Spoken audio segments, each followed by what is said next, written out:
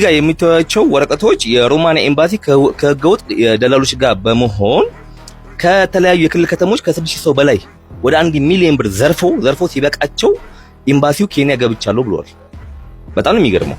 እሱ ብቻ አይደለም፣ አሁንም ተጨማሪ እዛ ከሄዱ በኋላ ጉዳያቸው እዛ ያልቃል ተብሎ አዳዲስ ሰዎችን እየመዘገቡ ነው።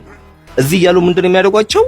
ኤምባሲ ከገቡ በኋላ የኮቴ ምናምን ከከፈሉ በኋላ ይሄ ማውራዳችሁ 800 ሺህ ምናምኑ ከፕሌን ቲኬት ከና ውጪ ነው። እሺ ማውራላችሁ ፈረንጁ ሲፈትናችሁ ስለምትወርቁ $2500 ክፈሉ ለብቻ ነው የምላችሁ። እሱን ከፍለው ነው ድጋሚ ነቅሎ ኤምባሲው ኬንያ የገባው። ኬንያ ገብቶ አሁን ምን ያደርጋል?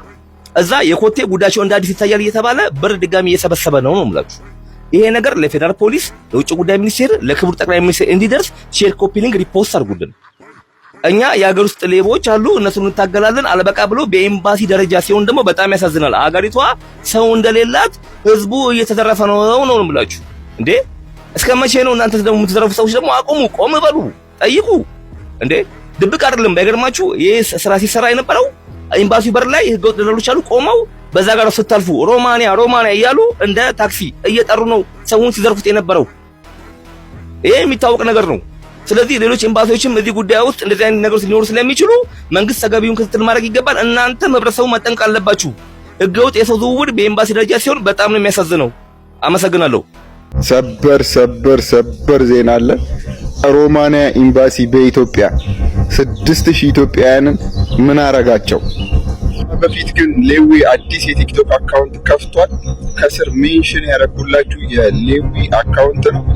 ፎሎ፣ ሼር፣ ሪፖስት አድርጉ። አዳዲስ መረጃዎችን እንሰጣቸዋለን። ለአህያ ውሃ ታቀርብለታለህ እንጂ ውሃ አታግተውም። ልክ እንደዛ ሁሉ ለአንዳንድ ባልንጀሮቻችሁ መልካሙን ምክር በቅንነት ትለግሳላችሁ እንጂ አታስገድዷቸው። ዶንት ወሪ ቱ ማች ብሮ።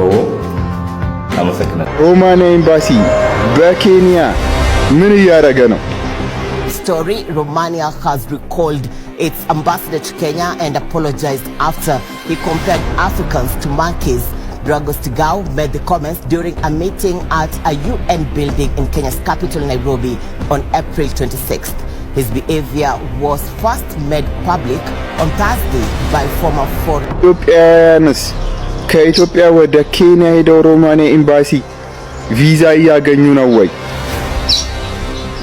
ሌዊ አዲስ ዜና ይዞልን ይመጣል። 6000 ኢትዮጵያውያንን ሮማኒያ ኤምባሲ ኢትዮጵያ ውስጥ ምን አርጓቸው እንደሄደ ከጥቂት ሰዓታት በኋላ በሰበር ዜና ሌዊ አዲስ በከፈተው አካውንቱ ይዞላችሁ ይመጣል። የኤምባሲም ወንበዴ ያለ ይህንን ሰበር ዜና ሌዊ ከጥቂት ሰዓታት በኋላ ይዞልን ይመለሳል። ጠብቁን። እስከዛ ፎሎ አድርጉት ሌዊ። ቴንክ ዩ።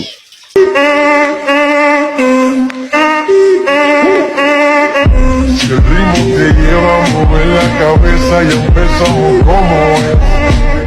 Mi música no discrimina a nadie, así que vamos a romper toda mi gente.